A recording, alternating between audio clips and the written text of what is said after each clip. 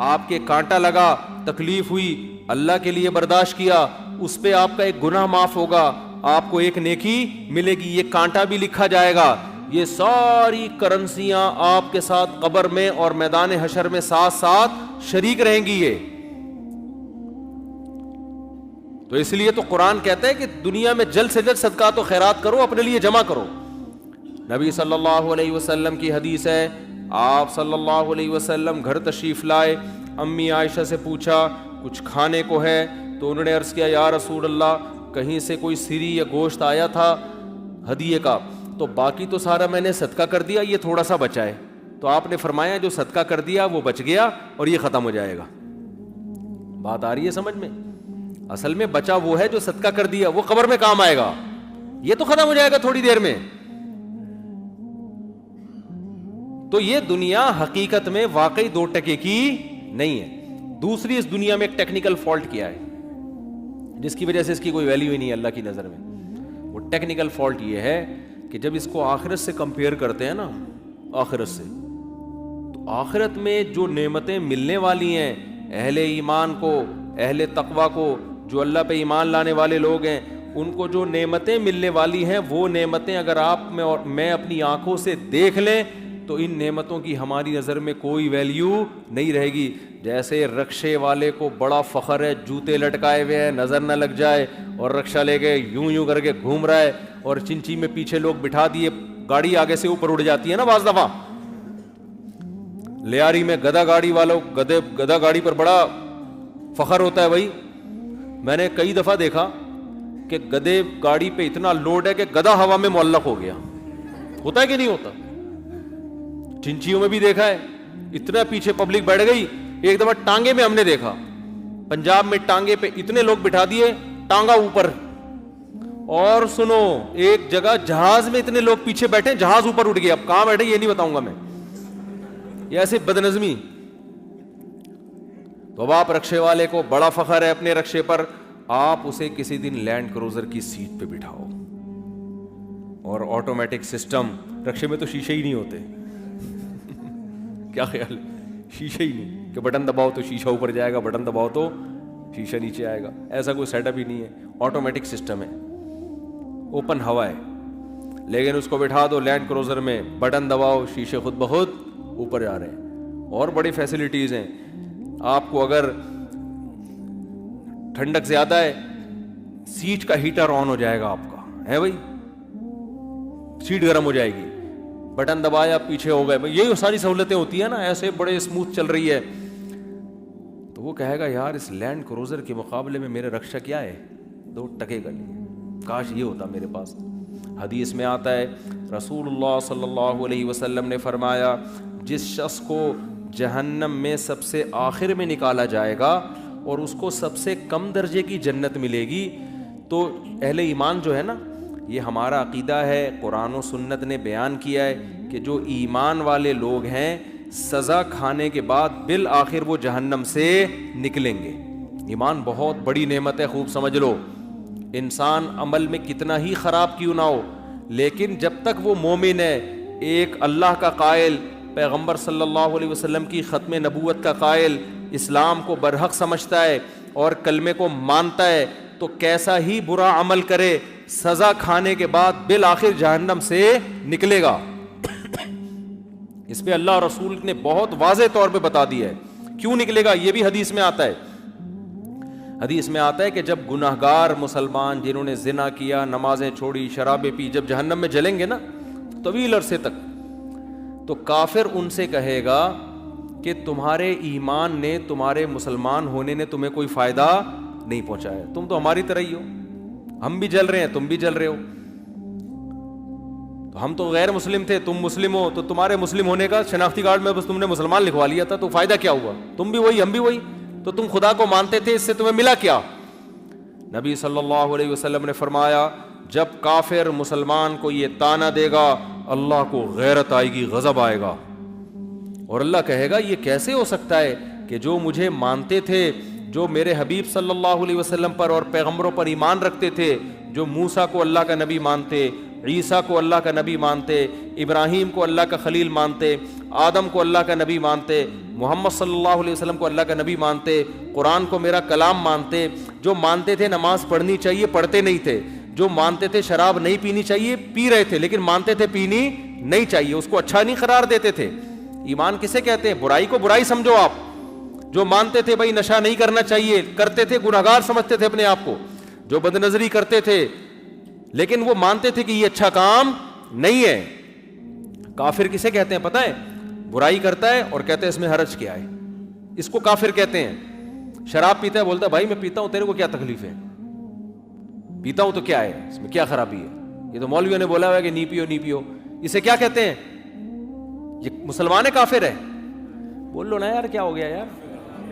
گناہ کو حلال سمجھ کے کرنا, گناہ کو برا سمجھ کے نہ کرنا, یہ عمل کیا کہلاتا ہے؟ کفر. ماں باپ کو اولڈ ہاؤس میں جمع کرا دیا, جیسے ہوتا ہے باہر ملکوں میں. بوڑھا ہو گیا, ابا چل بھائی تو عیدی سینٹر میں جا یار. ان سے بولو یار یہ غلط ہے نہیں کرو, تو کہہ رہے ہیں کیا اس میں یار, وہاں زیادہ اچھی کیئر ہو رہی ہے اس کی, تو اس میں کیا ہے. باپ سے بدتمیزی سے بات کر رہا ہے, اسے بولو بھائی آج کسی کو بولو, کہہ رہے کیا ہے میرا باپ ہے تجھے کیا تکلیف ہے. اس کا مطلب یہ برائی کو کیا کر رہا ہے؟ اچھا سمجھ کے کر رہا ہے. اور ایک وہ ہوتا ہے کہ اس کو کافر کہتے ہیں. ایک وہ ہوتا ہے جب آپ ہندوؤں میں بیان کرو کہ گرل فرینڈ مت بناؤ, کہنے کیوں نہیں بنایا بھائی, کیا ہے گرل فرینڈ میں کیا خرابی ہے, تو برائی کو وہ کیا سمجھ رہے ہیں؟ اس کو برائی نہیں سمجھتے. مسلمان نے گرل فرینڈ رکھی ہوئی ہے, اس کو بولیں گے بھائی یہ حرام ہے, تو اس کو تھوڑا سا ندامت کا احساس ہوگا, یار کام میں کیا کر رہا ہوں غلط. نکاح پیغمبروں کی سنت ہے, گرل فرینڈ رکھنا, زنا کرنا یہ گندا عمل ہے, یہ پاکیزہ عمل نہیں ہے. نبی صلی اللہ علیہ وسلم نے معراج کی رات میں کچھ لوگوں کو دیکھا, ننگے مرد اور ننگی عورتیں آگ میں جل رہے ہیں, اور شعلے اوپر جاتے ہیں تو وہ ننگے جسموں کے ساتھ اوپر جاتے ہیں. آپ نے جبریل سے پوچھا یہ کون لوگ ہیں, تو جبریل نے کہا یہ آپ کی امت کے زنا کرنے والے مرد اور زنا کرنے والی عورتیں, دونوں کو برہنہ کر کے اللہ نے ایک ساتھ آگ میں پھینک دیا ہے. جس عورت کے ساتھ زنا کیا اس عورت کو بھی اسی آگ میں برہنہ کر کے, اور جس نے زنا کیا اس کو بھی اللہ اسی آگ میں ڈالے گا زنا, جس نے زنا کیا. سمجھ رہے ہو کہ نہیں سمجھ رہے؟ تو مسلمان گناہ کرتا ہے لیکن اس پہ اس کو ندامت کہ غلط کر رہا ہوں میں, تو اس گناہ کی سزا یہ اس کو ملے گی. لیکن اگر توبہ نہ کی, اس نے توبہ کر لی تو اللہ معاف کرنے والا ہے. توبہ کیے بغیر, سچی توبہ کیے بغیر اگر چلا گیا دنیا سے, تو قرآن نے جو اصول اور ضابطہ بیان کیا اس کو سزا ملے گی. اب یہ بھی اسی آگ میں جلے گا, کافر بھی جلے گا. تو حدیث میں آتا ہے کافر ایک دن اس کو تانا دے گا اور کہے گا کہ تمہیں تمہارے ایمان نے کوئی فائدہ نہیں پہنچایا, تم اللہ کو مانتے تھے, ہم پتھروں کے بنے ہوئے بتوں کو مانتے تھے, تو کیا فائدہ ہوا, تم بھی ہماری طرح جل رہے ہو اور ہم بھی تمہاری طرح. تو اللہ کو غضب آئے گا, اللہ کو غیرت آئے گی کہ میرے ماننے والے جو برائی کو برائی سمجھا کرتے تھے اور مجھ سے توبہ استغفار کیا کرتے تھے, ان کو میں کیسے ان لوگوں کے برابر چھوڑ دوں جو میرا انکار کیا کرتے تھے. حدیث میں آتا ہے اللہ تعالیٰ فرشتوں سے کہیں گے کہ جس نے زندگی میں کبھی کوئی نیکی کی ہو اس کو جہنم سے نکال دو. بہت بڑی تعداد جہنم سے نکلے گی. پھر اللہ کہیں گے اب ایسا کرو, سفارشیں شروع ہوں گی, سفارشیں. پیغمبر صلی اللہ علیہ وسلم شفاعت کریں گے, اللہ نبی صلی اللہ علیہ وسلم کی شفاعت کی برکت سے بہت سارے مسلمانوں کو جہنم سے نکالیں گے. پھر رشتہ دار سفارش کریں گے, آپ کا کوئی بیٹا عالم ہو, حافظ ہو, شہید ہے, کوئی آپ کا دوست ہے, جیسے دنیا میں یاد کرتے ہیں نا, نادرا کی لائن میں لگے ہوئے, اندر کوئی تعلق والا نظر آ گیا, آنکھ ماری یار, وہ آ جاتا ہے, وہ بھی آنکھ مارتا ہے. ہمارے ایک دوست تھے اتنے چھوٹے سے نا, وہ پاسپورٹ کی لائن میں کھڑے ہوئے تھے. ہم نے ان سے پوچھا یار کوئی آپ کے ساتھ دلچسپ واقعہ ہوا ہو؟ ان کا قد بیچاروں کا بہت چھوٹا, پاسپورٹ کی لائن میں کھڑے ہوئے تھے. تو ہم نے کہا کوئی واقعہ, کہہ رہے ہیں میں پاسپورٹ کی لائن میں کھڑا ہوا ہوں, مجھے بلا ہی نہیں رہا ہوں. تو میں نے کہا یار اتنے لوگ مجھ سے پہلے چلے گئے, مجھے تو بلا. کہہ رہے بھائی تو کھڑا ہوگا تو تجھے بلاؤں گا نا, تو بیٹھا ہوا کیوں ہے؟ سمجھ آ رہی؟ پھر کہتے ہیں میں نے ایسے اچھل کے بتایا بھائی میں بیٹھا ہوا نہیں ہوں, میں کھڑا ہوں. تو عجیب عجیب واقعات ہوتے ہیں پاکستان میں. تو جیسے ہوتا ہے نا یار, اب دنیا میں تو یہ غلط سمجھا جاتا ہے, لیکن اللہ تو اللہ ہے, اللہ اس تعلقات کا فائدہ پہنچائے گا. شہید سفارش کرے گا, علماء شفاعت کریں گے, آپ کی اولاد میں کوئی حافظ ہے وہ شفاعت کرے گا, تو اللہ ان کی شفاعت کی برکت سے اور بہت سارے مسلمانوں کو جہنم سے نکالیں گے. سمجھتے ہو گے نہیں سمجھتے؟ پھر اللہ تعالیٰ فرشتوں سے پوچھے گا اب بتاؤ کتنے لوگ ہیں؟ فرشتے کہیں گے اللہ ابھی بھی بہت سارے لوگ ہیں. اللہ فرشتوں سے کہے گا اب کوئی کسی کی سفارش کرنے والا ہے؟ فرشتے کہیں گے اللہ اب کوئی سفارش کرنے والا نہیں ہے. سب کے جتنے ریلیٹو تھے سب نے نکال لی. اب یہ وہ لوگ پڑے ہوئے ہیں جن کا کوئی ریلیٹو بھی انسان کا بچہ, اپنے الفاظ میں کہہ رہا ہوں میں, کوئی حافظ عالم کوئی بزرگ کوئی ہے ہی نہیں, سارے وہی جو برے ماحول میں سب دائیں بائیں برے لوگ ہی تھے. تو اللہ جواب میں کیا کہیں گے؟ هل يبقى الا الرحمن, کہ رحمان تو باقی ہے نا. جب پیغمبر کو اپنی امت پہ ترس آ سکتا ہے, دوستوں کو دوستوں پہ ترس آ سکتا ہے, اولاد کو ماں باپ پہ, ماں باپ کو اولاد پہ, شوہر کو بیوی پہ, بیوی کو شوہر پہ ترس آ سکتا ہے اور مجھ سے سفارش کر کے نکلوا رہے ہیں, تو میرا بھی تو اپنی بندوں سے خالق اور مخلوق کا تعلق ہے, تو میں بھی تو نکالوں گا نا. تو اب کوئی سفارش کرنے والا نہیں ہے. تو من کان فی قلبہ مثقال حبۃ من خردل من ایمان, جس کے دل میں رائی کے دانے کے برابر بھی ایمان ہے, اللہ فرشتوں سے کہیں گے اس کو بھی نکال کے لے آؤ, اس کو بھی نکال کے. ایمان کا مطلب پہلے سمجھ گئے؟ جو گناہ کرتا ہے اور فخر کرتا ہے وہ ایمان والا نہیں ہے, وہ ایمان والا نہیں ہے اللہ کی نظر میں, وہ تو کافر ہے. تو حدیث میں آتا ہے, بہت اہم حدیث ہے, خوب غور سے سنیں. اللہ ایک ایک وہ جو ہے نا فرشتہ پھر نکالنا شروع کرے گا, یہاں تک کہ جو سب سے آخر میں جہنم سے نکلے گا وہ سب سے بدبخت ترین انسان ہوگا کہ نہیں ہوگا؟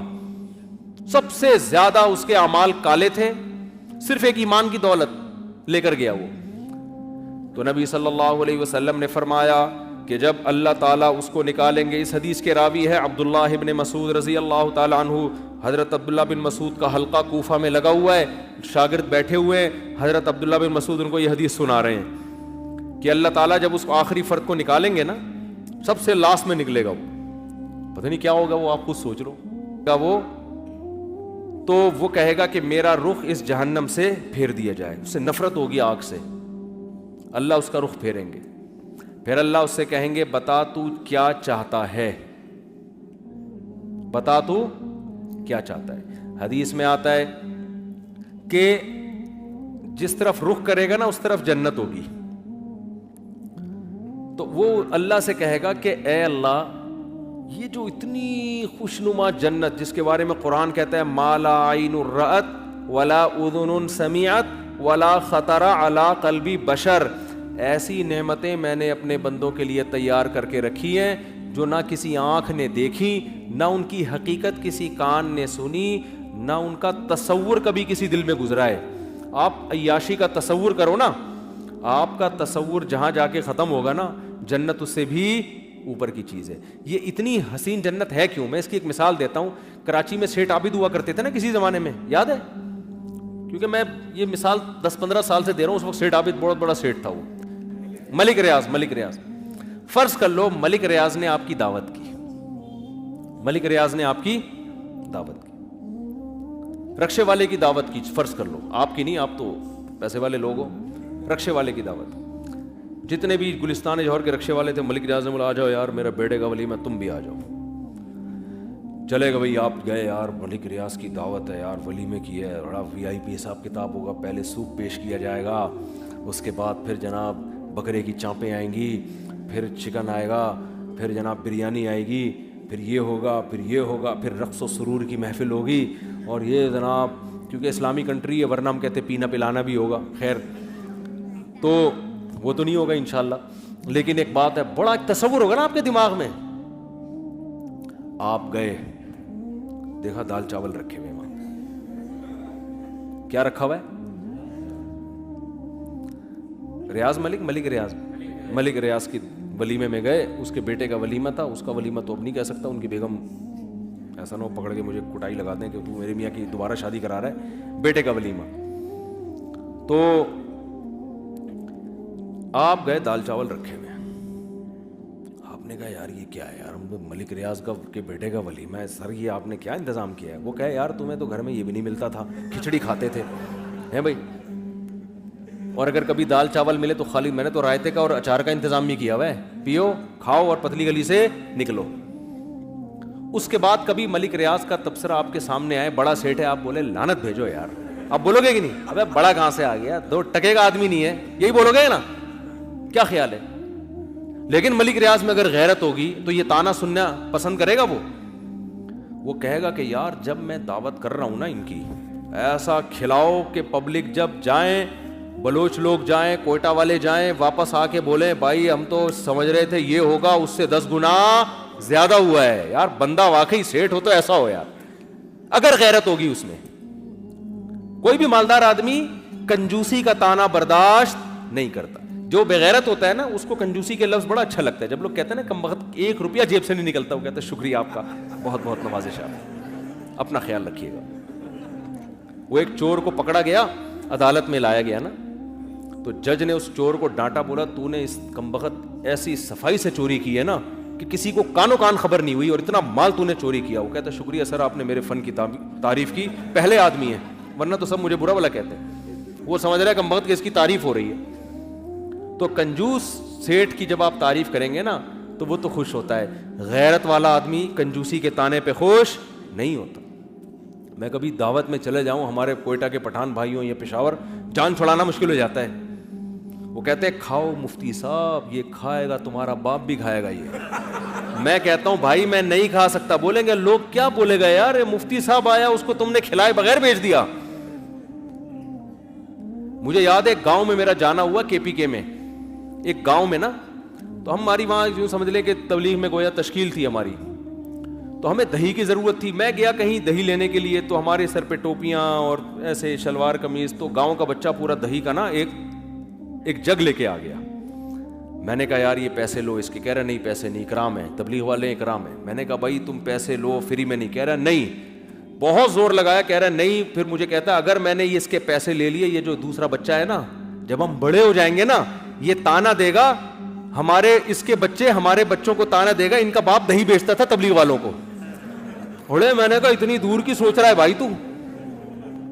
کیا کہہ رہا ہے وہ بچہ, 12-15 سال کا بچہ ہوگا. کہہ رہا ہے جب ہم بڑے ہو جائیں گے تو یہ جو بچہ یہ منظر دیکھ رہا ہے نا, جب ہمارے بچے ہوں گے تو اس کے بچے میرے بچوں سے کہیں گے کہ ان کا باپ تبلیغ والوں کو دہی بیچتا تھا. اب تبلیغ والوں کو تو فری میں دینا چاہیے نا, اس کا سوچ یہ تھی. میرے مطلب یہ نہیں کہ دہی بیچتے ہیں وہ کوئی غلط کرتے ہیں, مطلب یہ تھا کہ تبلیغ لوگ آئے, اللہ کی خاطر آئے, اللہ کے نام, ان کو بھی دہی بیچ کے پیسے لے رہے ہیں. میں نے کہا غیرت اس کو بولتے ہیں یار, دیکھو کتنی بات کی سوچ رہا ہے یہ بھائی, کتنے بات کی سوچ رہے. تو اب آپ مجھے بتاؤ کہ ملک ریاض تو دال چاول نہیں کھلائے گا, وہ غیرت کا تانا برداشت نہیں, کوئٹہ والا بکرے سے کم پہ راضی, کیا خیال ہے بھائی؟ وہ کہے گا بھائی مفتی صاحب ہے, پھر کراچی میں جا کے بولے گا, حالانکہ میں تو مر کے آ رہا ہوتا ہوں کہ بھائی میرا تو پیٹ پھٹ رہا ہے خدا کے لیے واسطے. تو آپ بتاؤ کیا اللہ اپنے نیک بندوں کو جنہوں نے اللہ کے لیے قربانیاں دیں, جنہوں نے نظر جھکائی کس کے لیے؟ اللہ. ساری دنیا عورت گزرنے پر اس کو تاڑ تاڑ کے دیکھتے ہیں, زنا کرتے ہیں, لڑکیوں سے دوستیاں لگاتے ہیں. اس نے کہا نا نا نا, میرا رب اس عمل پہ راضی نہیں ہوتا, میں عورت کی طرف نگاہ اٹھا کے نہیں دیکھوں گا. ساری دنیا نشے میں, شراب میں, کوئی آئس لے رہا ہے, کوئی کیا کر رہا ہے, کہتا ہے نا نا نا نا, میں سکون کے لیے وہ طریقہ اختیار نہیں کروں گا جو میرے رب نے مجھ پہ حرام کر دیا. تو آپ مجھے بتاؤ, ساری دنیا فجر کے وقت پڑی ہوئی خراٹے لے کے سو رہی ہوتی ہے, اور یہ اپنی نیند کو قربان کرے گا اور اللہ کے سامنے آ کے کھڑا ہوگا, اور قرآن کہتا ہے تتجافا جنوبہم عن المضاجع, ہمارے نیک بندوں کے پہلو شدید نیند کی حالت میں بھی اپنے بستروں سے الگ ہو جاتے ہیں, پھر وہ ہمارے سامنے آ کے کھڑے ہوتے ہیں. تو یہ لوگ جو اتنی قربانیاں دے رہے ہیں, کتنے لوگ ہیں باپ کو گھر سے نکال دیا, ماں سے بدتمیزی سے بات کر رہے ہیں, لیکن کچھ اللہ کے نیک بندے ایسے ہیں کہتے ہیں بھائی اللہ نے اس کا حق مجھ پر رکھا ہے, میں اس کے سامنے اف نہیں کروں گا, اس کا حق ادا کروں گا. ایسے ایسے لوگ بھی ہیں, باپ 10 سال سے کوما میں ہے اور 10 سال سے باپ کی خدمت کر رہے ہیں, وہ پیشانی پہ کبھی لکیر نہیں آتی. اور ایک وہ ہے جو اپنے باپ کو اٹھا کے عیدی سینٹر میں جمع کرا دیتا ہے. تو کیا دونوں کا انجام ایک جیسا ہو جائے گا؟ اللہ دونوں کو دال چاول کھلائے گا وہاں پہ کیا؟ بولو نا. تو اللہ کہتا ہے کہ تتجافا جنوبہم عن المضاجع, جن کے پہلو رات کو بستروں سے جدا ہوتے ہیں, شدید نیند قربان کرتے ہیں میرے سامنے کھڑے ہونے کے لیے, فلا تعلم نفس ما اخفی لهم من قرۃ اعین، کسی کو پتا نہیں ہے ہم نے ان کی آنکھوں کی ٹھنڈک کا کیسا سامان چھپا کے رکھ دیا ہے.